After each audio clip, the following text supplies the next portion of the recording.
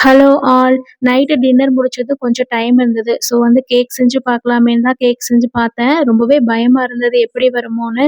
So குறைச்ச அளவு quantity எவ்வளோ எடுக்க முடியுமோ அந்த அளவுக்கு எடுத்து தான் செஞ்சிருந்தேன். 1 கப் மாவு, 1/4 கப்புக்கு வந்து நாட்டு சர்க்கரை எடுத்திருந்தேன். அது கூட வந்து 2 டேபிள் ஸ்பூன் வந்து ஆயில். ஆயில் வந்துட்டு கொஞ்சம் ஸ்மெல் இல்லாம அந்த கோல்டு வின்னர் தான் எடுத்திருந்தேன். இது கூட 2 எக்கு, 1/4 ஸ்பூன் அளவுக்கு பேக்கிங் சோடா, கூடவே வந்துட்டு தேவையான அளவு காய்ச்சின பால் எடுத்துட்டு, நல்லா மிக்ஸியில நல்லா கிரைண்ட் பண்ணி எடுத்துக்கிட்டேன். நமக்கு வந்து இந்த இட்லி மாவு வரும் இல்லையா? அந்த பதம் எடுத்துட்டு, இப்போ நம்ம கேக் செய்ய போற அந்த குட்டி பாக்ஸ்ல வந்துட்டு ஊத்தி, இன்னும் கொஞ்சம் நல்லா வந்து அந்த பபிள்ஸ்லாம் இல்லாத அளவுக்கு 2 டேப் பண்ணிட்டு, குக்கருக்குள்ள கொஞ்சம் ஸ்டாண்டு அல்லது வந்து குட்டி பாத்திரம் ஏதாவது வச்சு, அதுக்கு மேல இத வச்சு எடுத்துட்டோம்னா, வித்தின் அ ஹாஃப் அன் ஹவர்ல எனக்கு சூப்பரா கேக் ரெடி ஆயிட்டு, கொஞ்ச நேரம் வந்து ஆற வச்சு தான் நம்ம எடுக்க முடியும். ஸோ ஆறட்டும்னு சொல்லிட்டு வாங்கிட்டு வந்த ஃப்ரூட்ஸ் எல்லாத்தையும் வந்து பாக்ஸ்ல போட்டு வச்சுட்டேன்.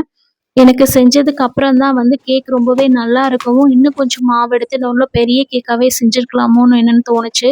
ஓகே நெக்ஸ்ட் டைம் பண்ணிக்கலான்னு சொல்லிட்டு இந்த கேக்க வந்து இது பண்ணேன். இது வந்து ஃபுல்லா வந்து ஆறுனதுக்கப்புறம் சுத்தி கார்னர் எல்லாத்துலயும் வந்து ஃபுல்லா எடுத்து விட்டுட்டு 2 டேப் பண்ணோம்னா ஈஸியா கேக் வந்துரும். ஃபுல்லா வந்ததுக்கப்புறம் கொஞ்சமா கட் பண்ணி டேஸ்ட் பண்ணி பார்த்தேன். டேஸ்ட் ரொம்ப சூப்பரா இருந்தது.